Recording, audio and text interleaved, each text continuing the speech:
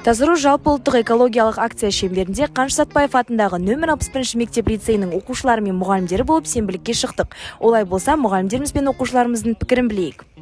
Саламатсыз ба, Айгүл Көбесинова? Саламатсыз ба? Сізге осы сенбілікке орай сұрақ қойғымыз келді.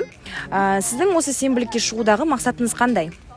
Енді басты мақсат ол өзіміздің мектебіміздің айналасын тазарту, оқушыларды еңбекке баулу. Бүгін күн жылы, өте жақсы. Бәріміз жақсы көңілмен жұмыс істеп кетеміз. Жақсы, рахмет.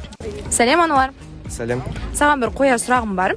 Осы сенбілікке шығуымызға байланысты сенің мақсатың қандай? Енді біз 11 сыныптары бітіруші түлектер болғаннан кейін әрқашанда өзіміздің мектебіміздің таза болғанын қалаймыз және өзіміз оны таза ұстағымыз келеді.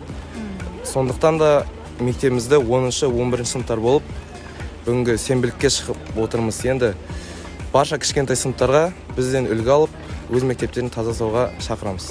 Жақсы, рахмет. Сәлем, рахат. Сәлем. Сенің осы сенбілікке шығудағы басты мақсатың қандай? Осы сенбілік күні менің басты мақсатым осы ауладағы тазалықты сақтау болып табылады. Жақсы, рахмет.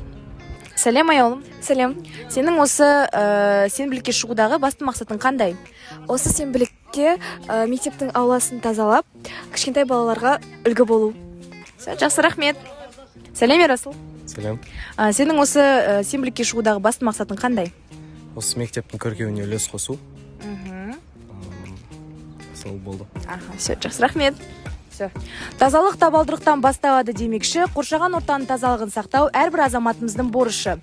Назарларыңызға рахмет. Сіздермен болған нөмір 61 мектеп лицейінің оқушылары мен мұғалімдері.